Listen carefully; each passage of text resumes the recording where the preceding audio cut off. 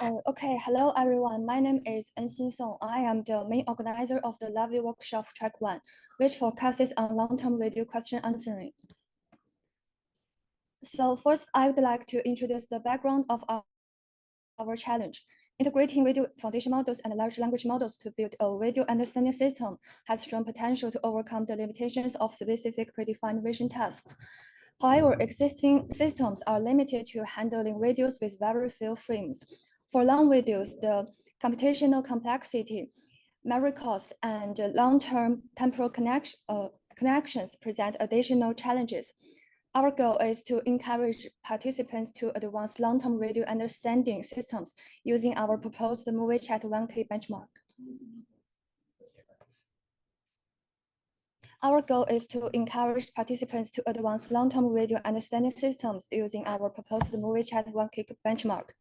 We have collected videos from 15 popular categories with diverse distributions. Over 19% of the videos have a duration ranging from 10K to 12K frames, and the certificate length is significantly longer than previous benchmarks. MoviChat 1K is specially designed for long video comprehension tasks, with the majority of questions being open-ended. Although we focus on question answering tasks on this challenge, I also want to highlight that we provide dense captions for each video, with most clips have captions exceeding 100 words.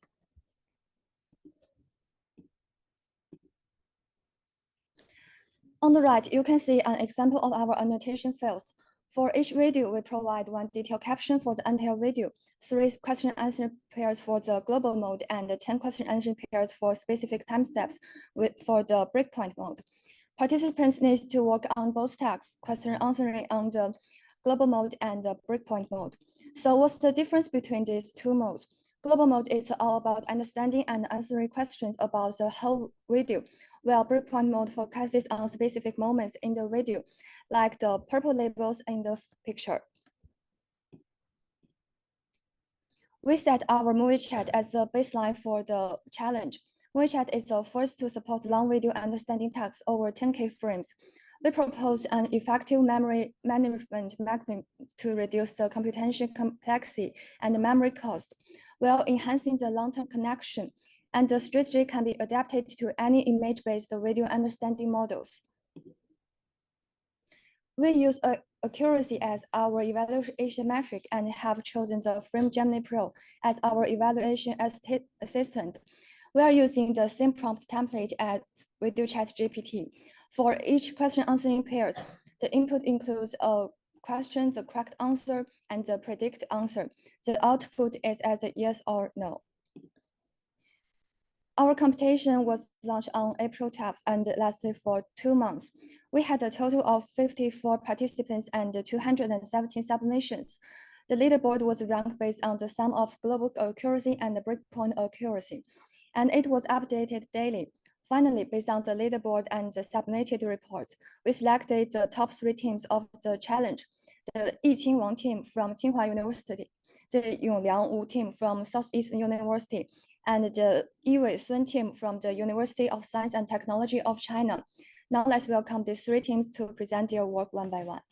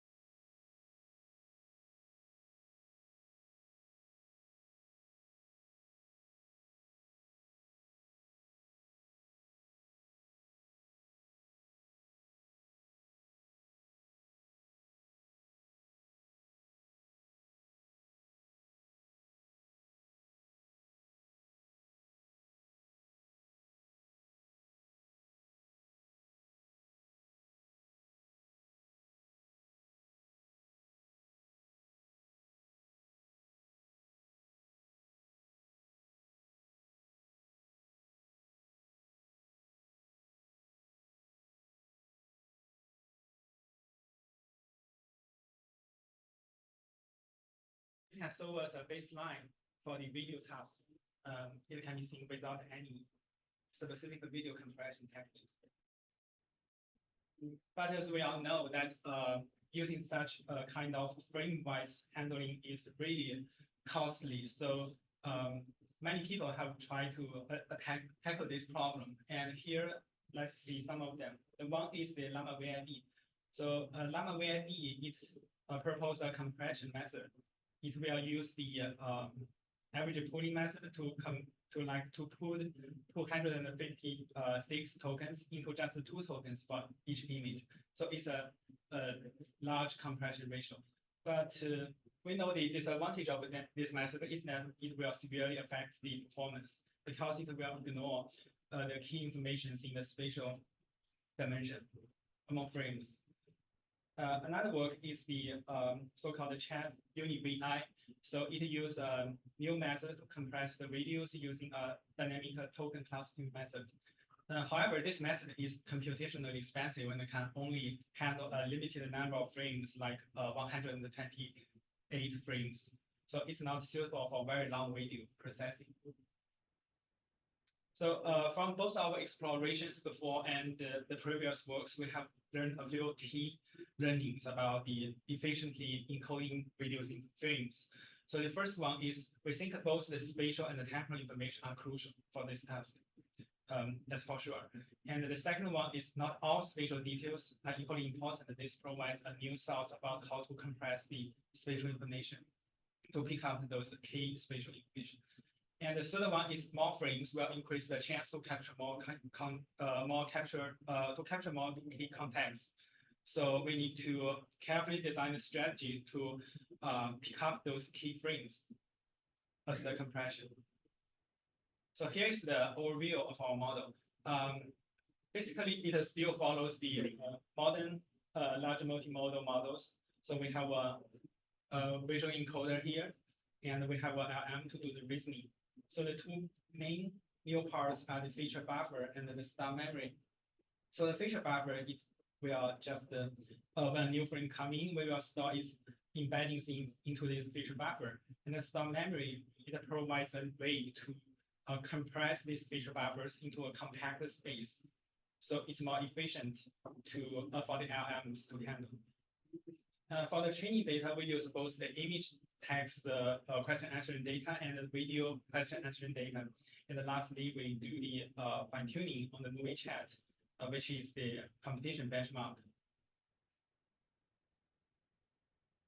So here I'd like to introduce the motivation for designing such a hierarchical memory.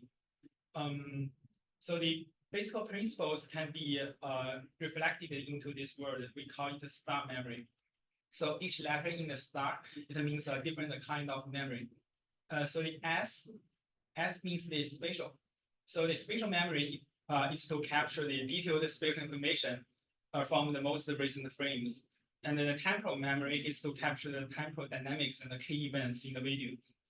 For the abstract memory is to summarize the high-level concepts of the video streams, or we can say it summarizes the main events in the videos.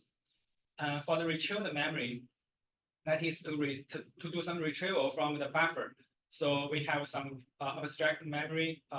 We also want to do the retrieval from the buffer to get those key information related to the events of the video.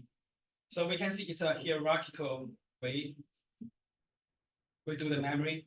So we can see from the spatial memory to abstract memory, it exhibited such a property of from the detailed information to the more abstract information. And here I also show the configuration for those 4 kinds of memories. The first row are the configuration for our computation, and the second row is for their maximum size. For the size part, we have 3 dimensions. The first one is the number of such kind of tokens.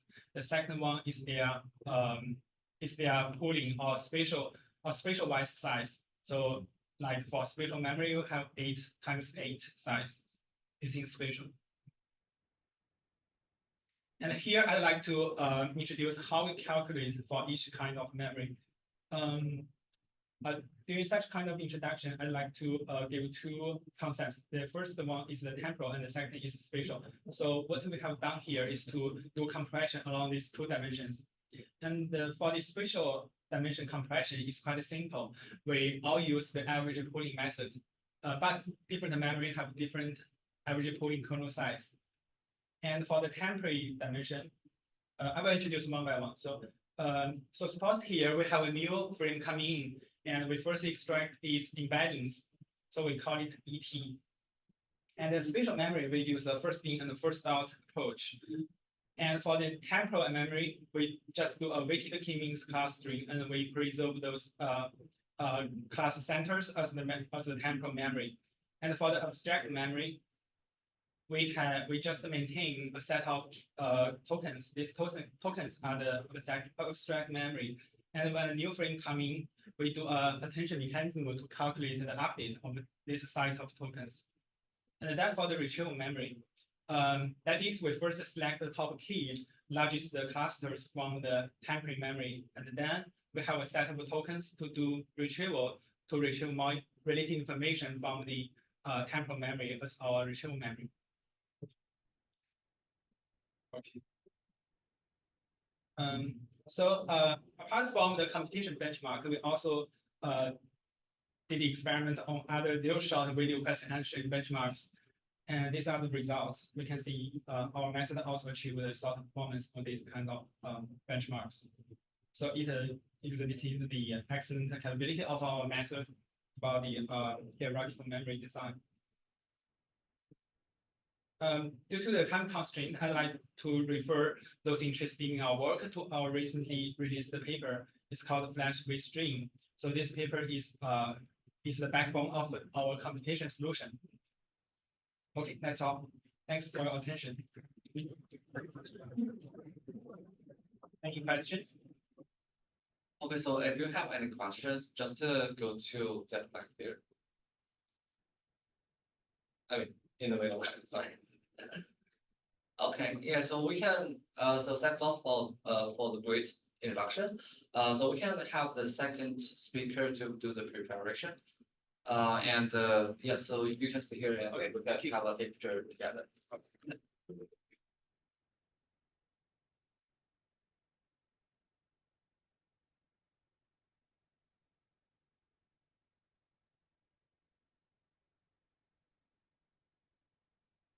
Okay. So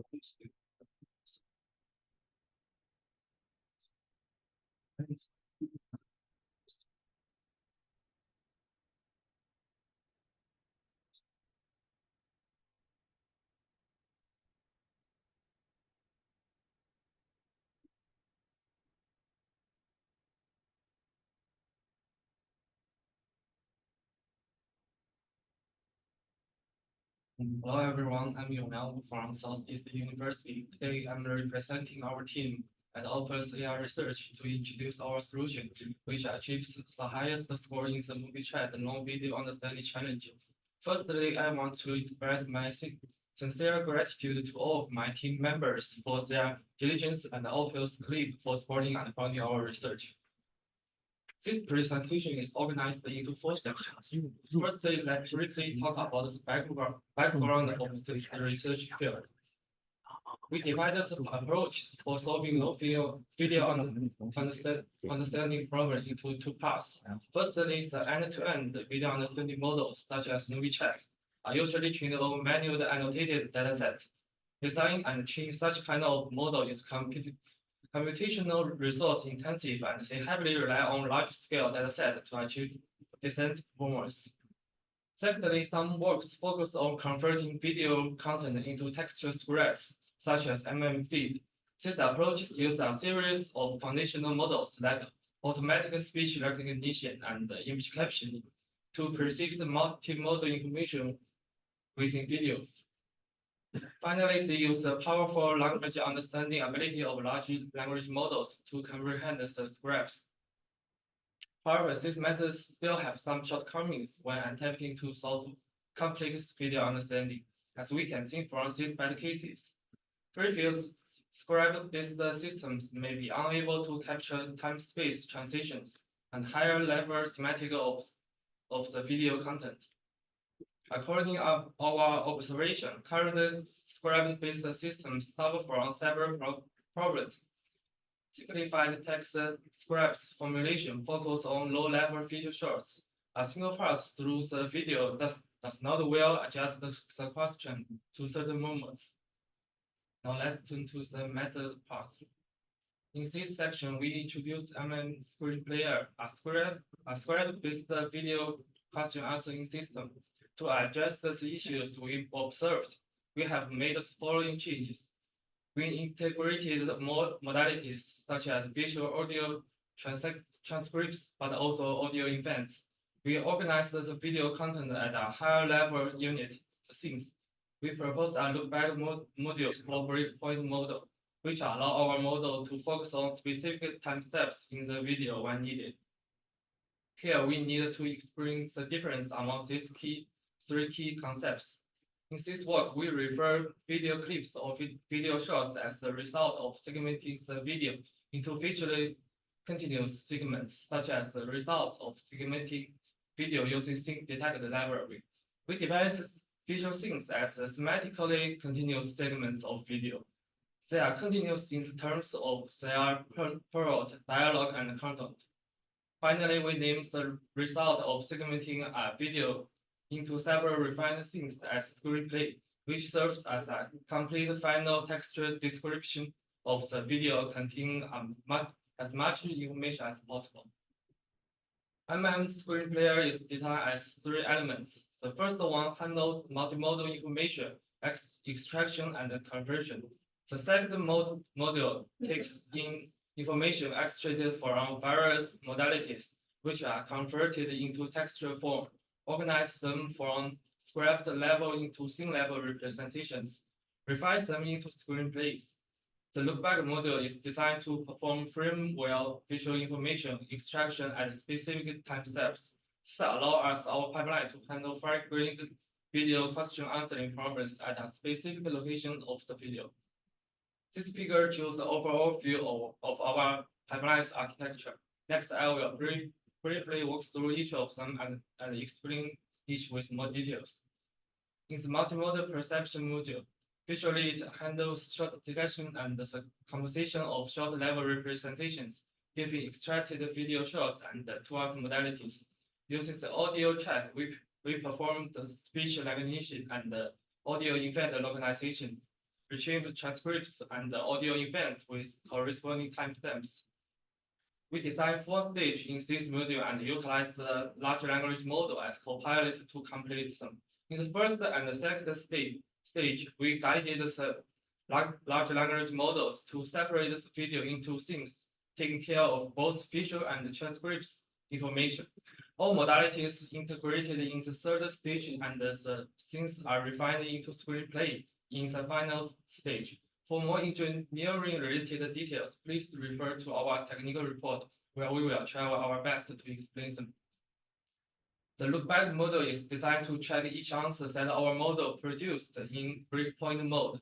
When it detects the model cannot produce meaningful answers to the question rely on the generated screenplay, it refers to the timestamp specific in the question, locate and extract frames near the location in the video, then generate a caption of them for regenerating the answer. Next, I will briefly report our method's performance. Here are the results on the movie chat 1K test set. Our method achieved star-of-the-art performance with 87.5 global accuracy and 68.8 breakpoint accuracy, and also the highest scores among all participants in the competitions. We also conduct several ablation studies, as you can see. After integrating the SingLab scripts generation module, our global accuracy improved significantly. Additionally, after using the lookback for determination model, the breakpoint model increased by 14 points. Finally, here is the content takeaways of our presentation. Thank you. Thanks for this great talk. Thanks. Yeah, so just want to check if there's any questions. If no, we can move. Oh yeah, go ahead. Yeah, you can use chat.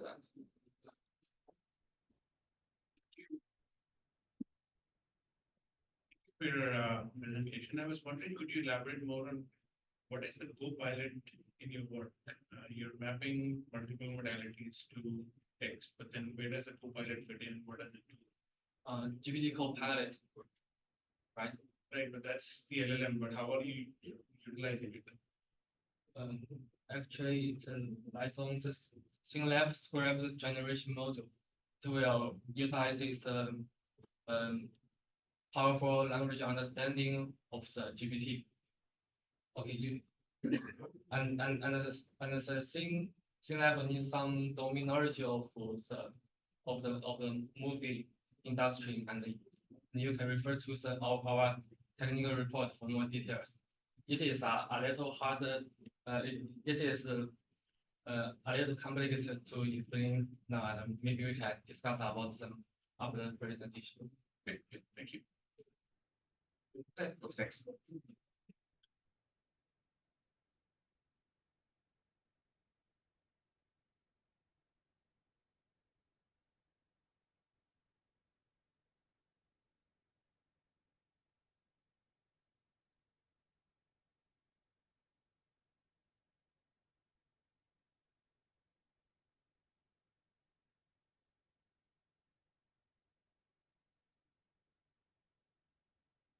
Oh, the surprise can come here, so they provide us a video about their paper.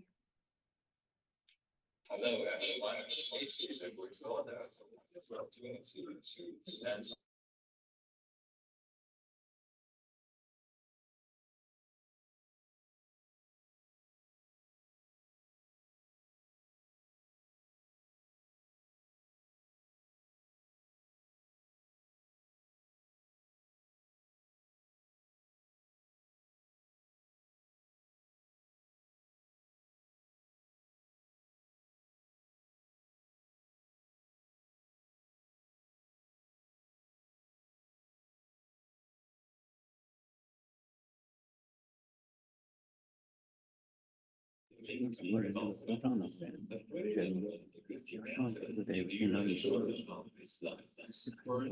video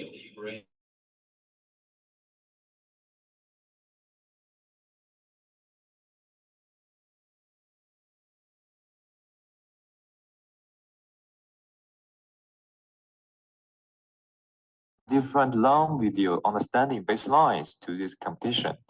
Movie chat is proposed to reduce the memory cost and computation complexity through an effective memory management mechanism. Considering that it's a well-known model, we will not provide further introduction. Chat1 is a unified vision language model capable of comprehending and engaging in conversations involving images and videos through a unified visual representation. It uniformly represents images and videos using a collection of dynamic visual tokens and provide a multi-scale representation that equips large language models to perceive both high-level semantic concepts and low-level visual details. Time Chat, a time-sensitive multimodal large language model specifically designed for long video understanding. Time-aware frame encoder firstly extracts spatial tokens of each frame and binds the visual tokens with the corresponding timestamp descriptions in frame level. Sliding video conformer establishes temporal relations across frame tokens with a moving sliding window, which produces varied length video tokens.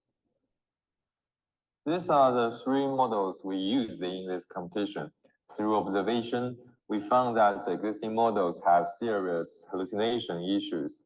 This is the starting point of our approach in this competition. Hallucination issues can be divided into two categories: incorrect reference and fabrication. Incorrect reference refers to the answers that contain content from the video that is unrelated to the question. Fabrication refers to the answers that contain content not present in the video. We provide an example to better illustrate these issues. This QA pair is a question from the AWA2 video. It asks how many animals are in the frame. The answer from the movie chat is shown on the right. Zebras appeared before this frame, so they were incorrectly included in the answer by the model. Wolf, however, never appeared in the video, so it's a fabrication. Here is our pipeline.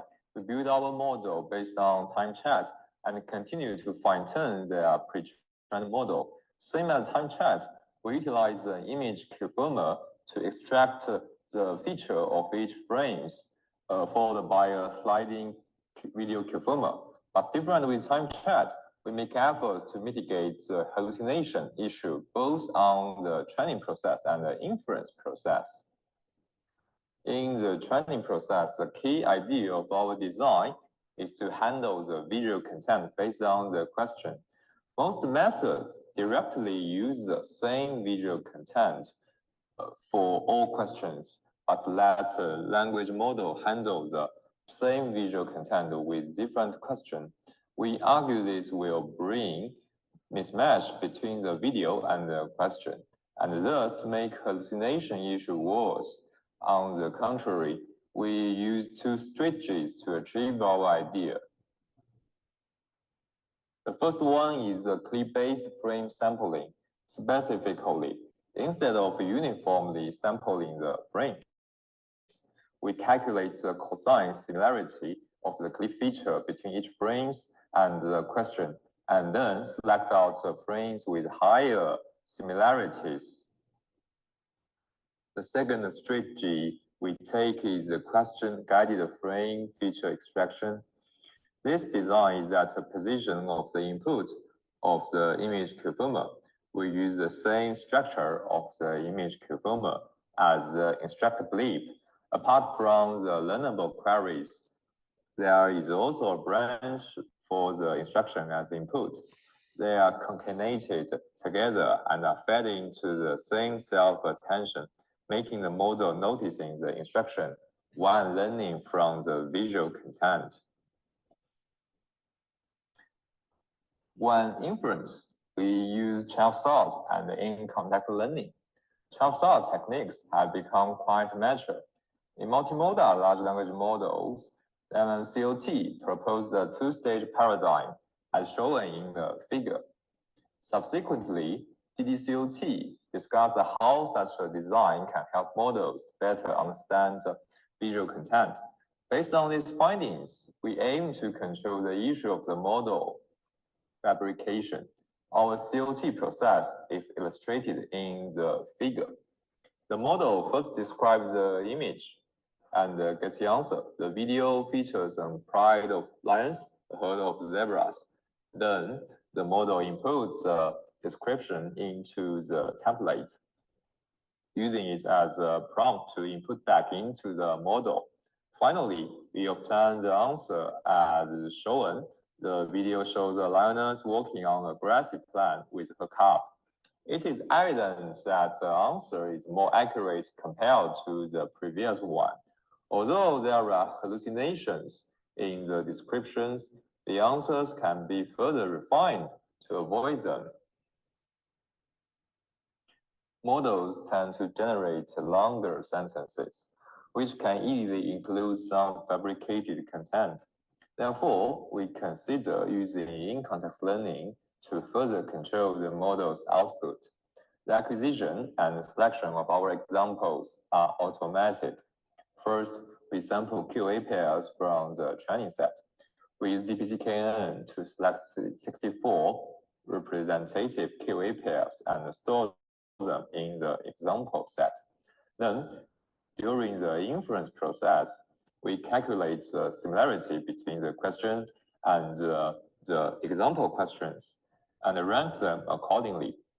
Finally, we randomly select one from the top 10 examples as the exemplar and fill it into the prompt as shown in the figure, which is then input into the model. The upper right corner of this figure shows the effect of incorporating ICL, where the model's answer become more standardized. The video shows two animals. During the competition, we found that some questions do not rely on temporal relationships. In such cases, the image understanding model performs much better than the video understanding model. For example, as shown in the figure below, the image understanding model can accurately identify the animals in the current frame. Therefore, we use the interviewer as the image understanding model to generate another set of answers. We employed a simple comparison strategy to merge the answers from the video model and the image model, calculating the average similarity between the answers and the frames within the segment, and selecting the one with the highest similarity as the output. The table shows our performance tests on 3 baselines. TimeChat performed the best and was used as our final model.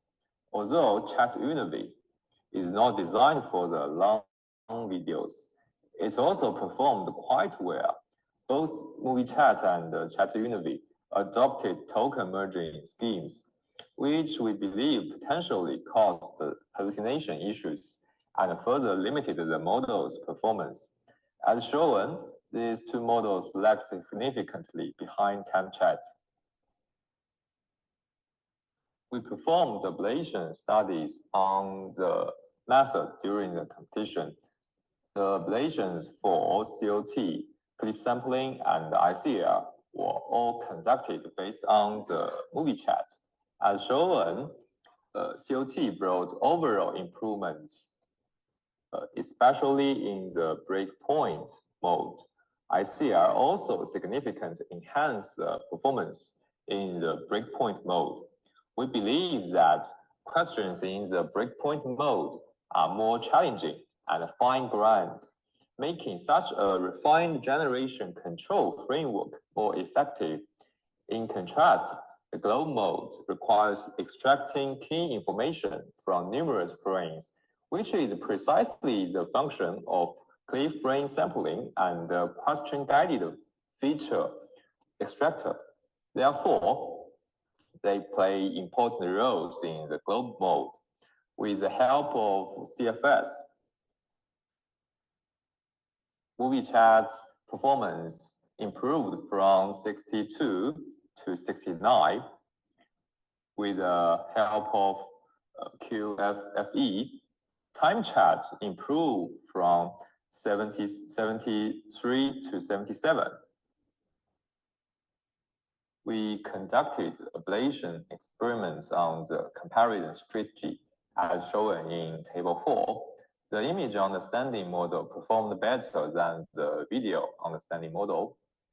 In the breakpoint mode, when we combined their answers using the comparison strategy, the accuracy of the results improved.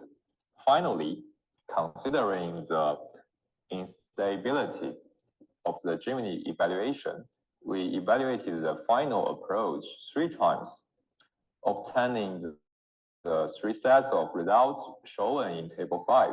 The highest global accuracy reached 85, and the highest breakpoint accuracy reached 71. That's all for our experiments, and we appreciate the inspiration provided by these works. Thanks for your listening, and our code will be released at this website soon.